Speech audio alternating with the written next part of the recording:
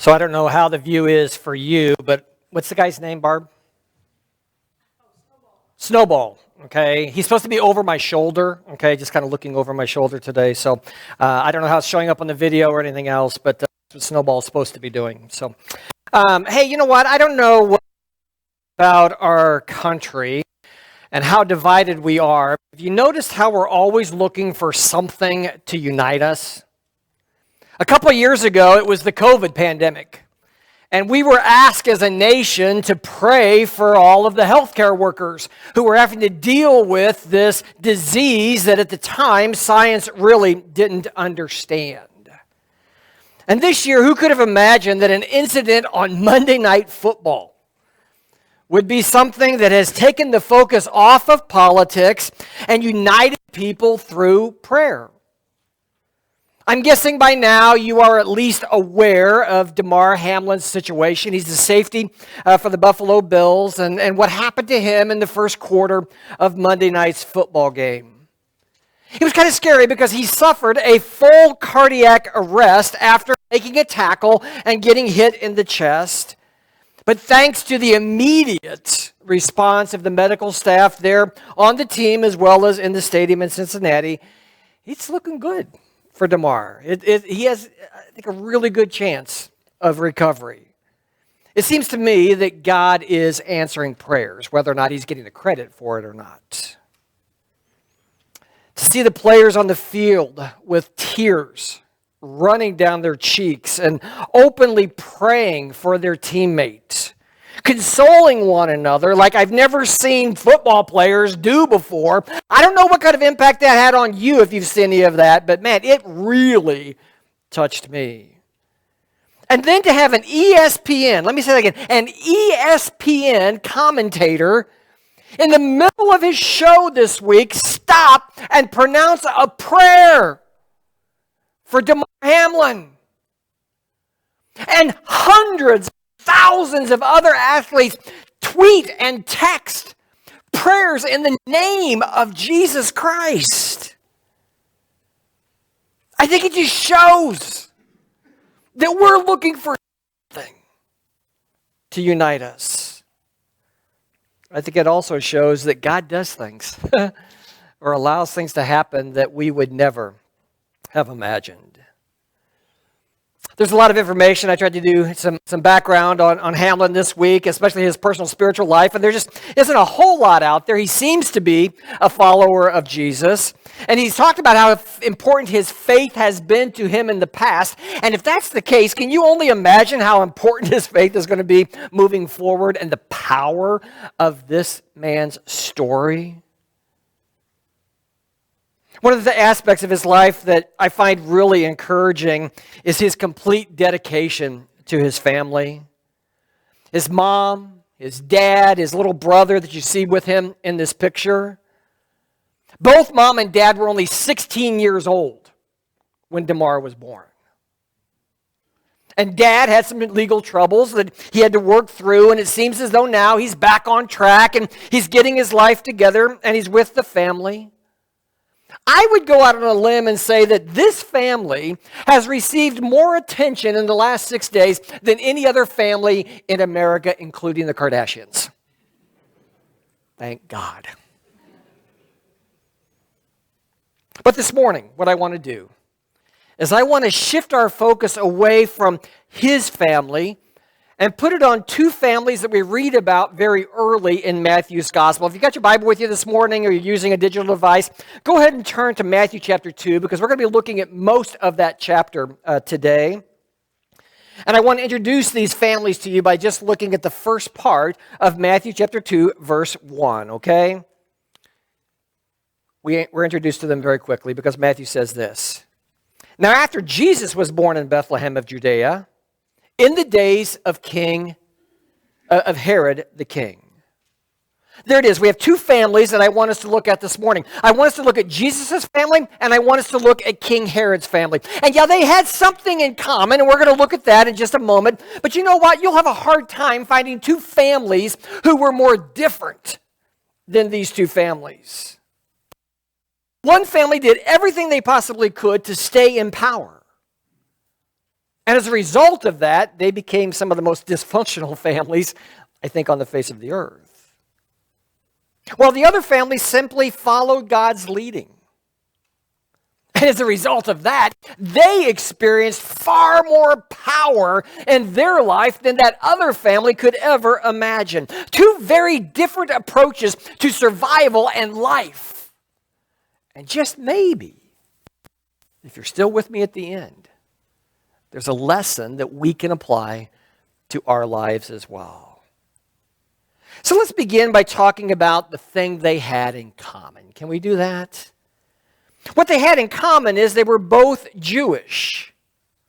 Now, the fact that Jesus was Jewish is no secret to us. I mean, we've known that. If you read Matthew and Luke's gospel, there's a very detailed genealogy and lineage of Jesus that traces his roots very back deeply into the Hebrew faith. But were you aware that Herod also claimed to be a Jew? Even though both of his parents were Arabic, he professed to be a Jew. Now, probably the best thing that he had going for him in this particular part of his life was that 2 of his 10 wives were very strong in their Jewish faith. You heard me right. 10 wives is what Herod had. Hopefully you got a copy of his family tree, or at least a portion of his family tree, because basically we're only looking at 4 of those 10 wives today. But what I want you to do is I want you to refer to this as we continue on throughout the message this morning, because what it does is it talks about most of the rulers from the Roman Empire that we read about in the New Testament.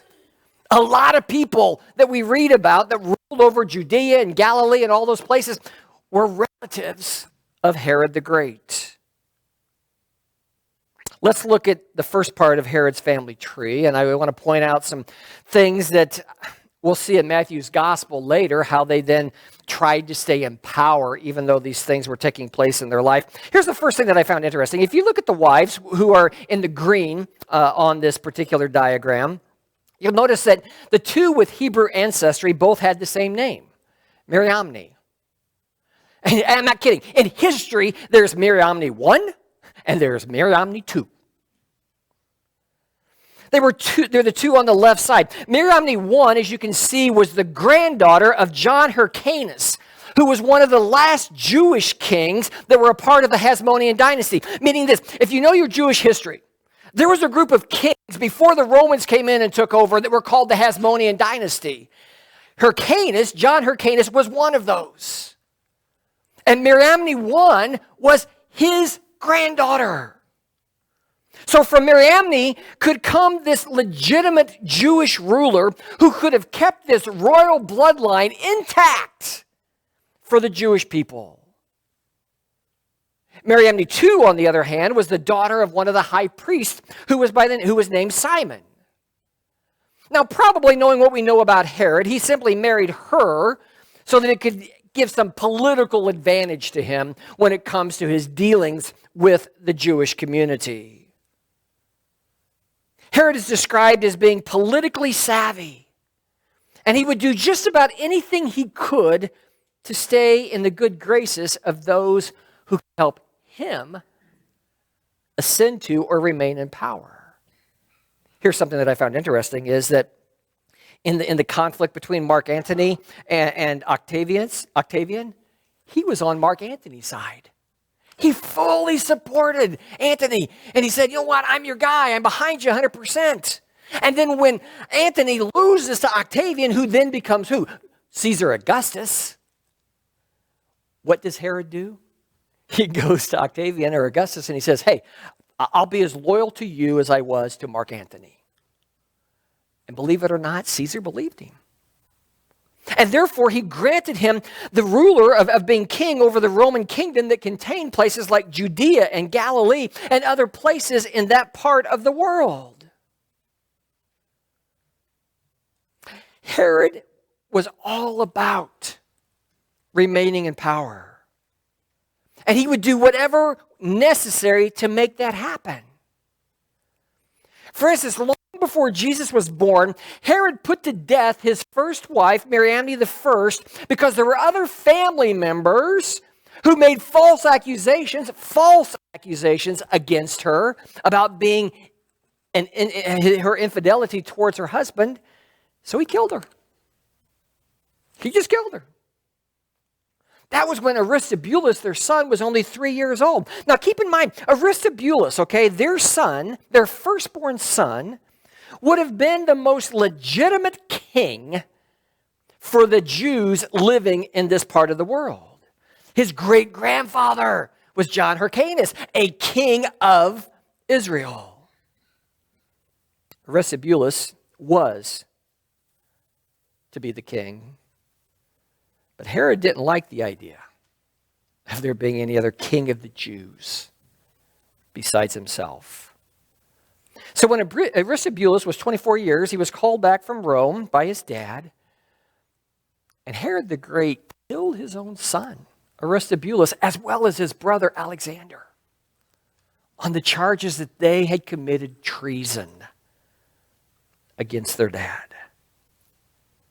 That, my friends, took place 7 years before Jesus was born. So here what we have is a king who killed his wife and 2 sons years before Jesus was born. Just a side note, too, from this family of dysfunction. If you look on here, you'll see Philip I, who's the son of Herod and Mariamne II, married, if you want to circle this, Aristobulus' daughter, Herodias. Okay? You can see the circle that's there. So basically, he married his niece. It's more interesting when Philip I, his stepbrother, or Philip I's stepbrother Antipas, falls in love with Herodias, and then she leaves Philip and goes to Antipas. Keeping all these pieces together? It was at Antipas's birthday party that we read about in this gospel, where Salome danced for the king, and he was so impressed, and so enthralled that in the heat of the moment, he says, I'll give you anything you want, up to half of my kingdom. So what does Salome do? She goes to her mom, Herodias, who is now Antipas's wife, and says, Mom, what do you want? There's only one thing she wanted.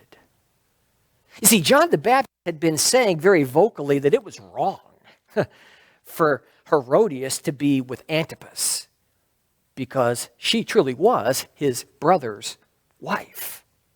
Actually, she was their niece for both of them.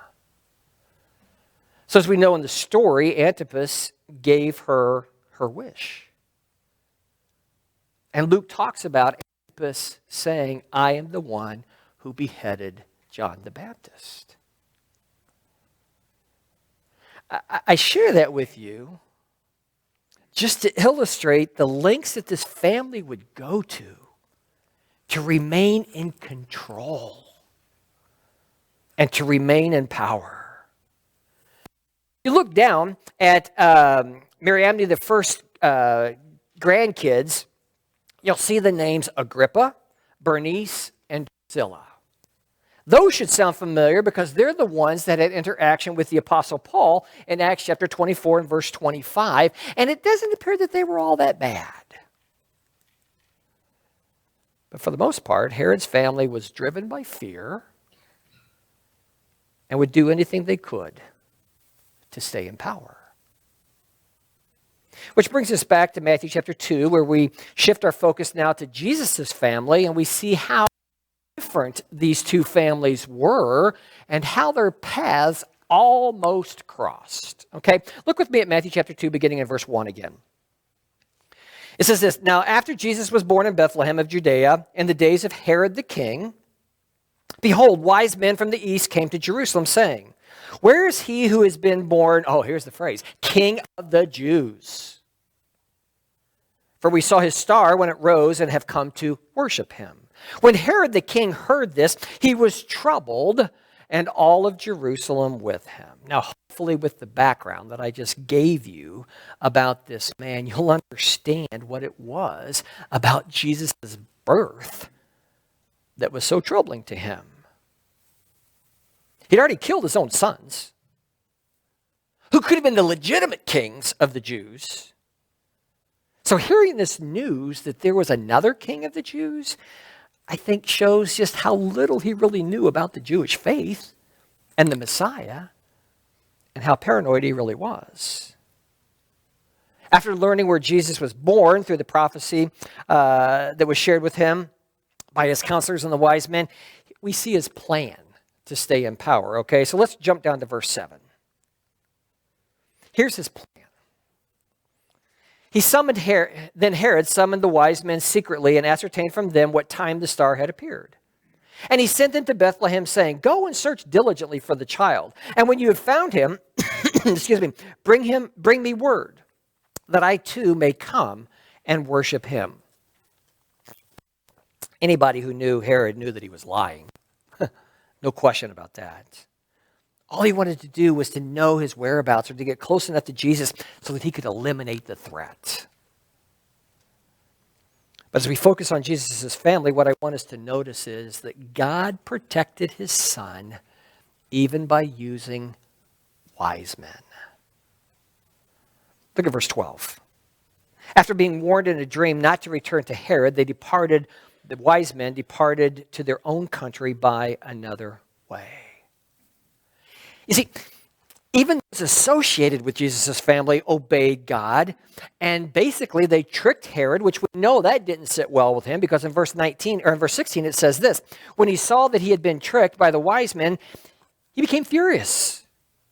And he sent and killed all the male children in Bethlehem and in all the region who were 2 years old and under, according to the time that he had ascertained from the wise men. Now, here's something that I think, again, talks about Herod's character. If he couldn't get the exact child, he was willing to wipe out every child in that demographic. I don't know about you, but when I thought about this in the past, I thought, oh man, there's probably thousands and just hundreds and thousands of kids who died, male children who died at that point in time. But then I did some reading and some research, and you know what? In the town of Bethlehem at that time and in the area, there was probably only about 1,000 people total who lived there. And so for those that fit in that demographic, there may have only been a dozen, maybe 24 kids that would have been killed by this particular decree.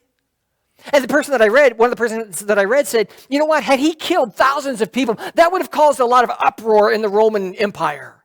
Caesar would have heard about that. He would have been very upset because it would have disturbed the peace that was so important to the Romans. And so probably there were just a few of the kids who were killed at that point in time. But you know what? Even a few is too many. Why is it that the unborn have to be the most vulnerable and the ones to die? It's happened since the earliest of time, has it not? Moses was supposed to be aborted, but he was saved. How many hundreds of thousands, if not millions, of babies were sacrificed to pagan gods as a result of some perverse worship experience from all of those false religions? The way that kids were treated by the Roman and the Greek empires made it clear that there was no value placed on them. Whether they were unborn or even a young child. Oh, I wish I could say we've evolved from that way of thinking. But in our state, the most vulnerable people there are remains those who have yet to take their first breath outside of a womb. Many Christians rejoiced last summer when the Supreme Court overturned Roe versus Wade. But you know what? Absolutely nothing has changed in the state in which we live. In fact, it's getting worse even last week. Say what you want. It's not about choice. It's about power. Just like it was for Herod. So Herod had his sights set on getting rid of Jesus. And it could have happened had Joseph, Jesus' stepfather, not been willing to follow God's leading. That's look at next, because that's really the biggest difference between these two families. Jump back up with me to Matthew chapter 2, verse 13. When they had departed, that's the wise men, okay, part of the story that we're talking about here. Behold, an angel of the Lord appeared to Joseph in a dream and said, Rise, take this child and his mother and flee to Egypt, and remain there until I tell you. For Herod is about to search for the child to destroy him. And he rose and took the child and his mother by night and departed to Egypt and remained there until the death of Herod. I want us just to give some thought to the idea of what would have happened had Joseph not followed God. Yeah, the simple answer, or God would have done something else. But what if Jesus hadn't lived long enough to prove that he was the Son of God, the King of the universe, and die on the cross for our sins? I don't think we can take lightly the fact that Joseph was obedient and followed God's leading. But he didn't just do it once. Look with me at Matthew chapter 2, verse 19. When Herod died, behold, an angel of the Lord appeared in a dream to Joseph in Egypt, saying, Rise, take the child and his mother, and go to the land of Israel, for those who sought the child's life are dead. And he rose and took the child and his mother and went to the land of Israel. But when he heard that Archelaus was reigning over Judea in place of his father Herod, he was afraid to go there. And being warned in a dream, he withdrew to the district of Galilee, and he went and lived in a city called Nazareth. Now keep in mind, we're familiar with Luke's version of Jesus' birth and everything. This is Matthew's, okay? So this is really the first time he's talked about Mary and Joseph going back to Nazareth. Herod finally had died, and instead of giving the whole kingdom to one son, what he convinced Caesar to do was to give it to 4 of his sons, the ones that are on the right side of the sheet I gave you. If you look at the family tree again, the first 2 we've already talked about with John the Baptist, and so the other one that Joseph was most concerned about was the second to the left, or second to the right, Archelaus. Archelaus was over Judea, which raises the question, okay, this is something that I haven't been able to sort out. Obviously, Mary and Joseph stayed in Bethlehem for about 2 years after Jesus was born. Now, they had come from Bethlehem down that 90-mile walk. They stayed for 2 years. After Jesus was born, why didn't they just go back to Nazareth? But instead, they stayed in Bethlehem. And it was from Bethlehem that God then told them to go to Egypt. And boy, did they take the long way home. Because they went from Jerusalem or Bethlehem to Egypt and then back up to Nazareth. I haven't been able to find out why that was. If you know the answer to that, just please educate me and fill me in afterwards. We're not aware of any direct threat from Archelaus towards Jesus, okay? There's just nothing that appears that was a solid thing. But considering the family history and God's foreknowledge, God protected his son through a vision or through an angel visiting Joseph again. And Joseph was willing to go where God told him to go. Making Jesus, by the time he was 3 or 4, he was a very well-traveled man. Okay? He'd been a lot of different places.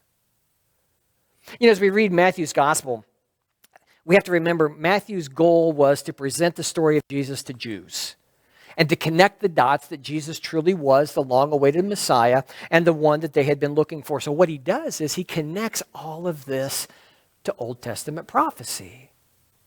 Did you catch all that? I didn't read it yet, but he was born in Bethlehem to fulfill Micah's prophecy. They were led to Egypt to fulfill Hosea's prophecy. And here's what I find interesting. They went to Nazareth, but what prophet said that? Matthew says that there were prophets who said that. But you know what? Show me where that's at. Where it says that Jesus would be from Nazareth. Say Matthew knew who it was, even though we don't.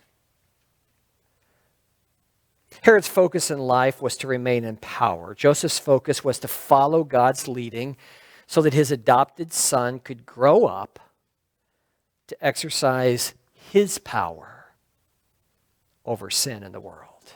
Did you catch that? Herod was all about keeping power in the family. Joseph's family was all about following God so that the greatest power that there is could conquer sin.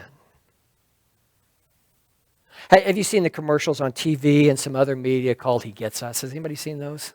Raise your hand. This is a screenshot that I took from it. It's the ones where they introduce it with talking about things like injustice and loneliness and poverty, being a refugee and losing hope. And their whole point is to point to the idea that whatever it is that we're experiencing in life, Jesus experienced that too. He gets us. If you do some digging, what you'll find is that this whole campaign is sponsored by the Servant Foundation, which is part of the Servant Church out of Oklahoma City, Oklahoma. Now, they're a part of the United Methodist Church, and if you look at what's going on in their church right now, they're having to wrestle with this whole conflict that's going on in their denomination over the LGBTQ plus issue. But what they say it very clearly. Their purpose in this campaign is not to promote anything politically or even a specific religious agenda. What I want you to do is to just listen to what they say their purpose is and what they hope will happen by what they're doing with this media campaign. From their website, they say this. This all started with a diverse group of people passionate about the authentic Jesus of the Bible. While much has been said about him, much is still misunderstood. But we're confident that as people clearly understand, read, and learn for themselves about who Jesus is, they'll find wisdom, hope, and peace unlike any other offered. Our hope is that you'll see how Jesus experienced challenges and emotions just like we have. We want to provide a safe place to ask questions, including the hard ones. What happens is if you go to their website, they'll always point you to this website, hegetsus.com. And what they'll do is you can fill out a little form, you can email it to them, and they will connect you with a local church that they have worked with and prepared to be able to work with these people who are seeking to learn more about Christ. I got a phone call from them about 1.5 years ago. And they were telling me about the campaign, and I couldn't completely wrap my mind around what all they were asking. But what I did hear was that they were asking for a substantial monthly fee to be able to be one of those churches that people were referred to. I guess they were becoming a referral agency or something. They wanted a stipend for that. I was pretty sure that we couldn't afford that at the time, so I just told them I'd pray about that. And I have. And I think it's amazing what God is doing through this campaign. You see, the things that they're talking about are the things that non-believers are talking about. Immigration, poverty, injustice. How much of that have we heard from Matthew's Gospel, chapter 2 today about Jesus? He was a refugee. He was an immigrant. He lived in Egypt just so that he could survive. His family were immigrants. Jesus understands what that's like. His life was threatened from the time he was born. He understands people whose lives are threatened today. Poverty? Man, if his parents had the money, they could have just paid whatever they needed to do, and all of this probably would have disappeared. So when we say that Jesus gets us, he does. There's really nothing that we've experienced in our lives that he himself did not experience. He can relate to us. The question is, can we relate to him? You see, when we choose to be like Herod and do everything we can to stay in control of our lives, our families may not become quite as dysfunctional as Herod's family was, but there's going to be some measure of dysfunction because we're trying to control the situation. We're trying to stay in power.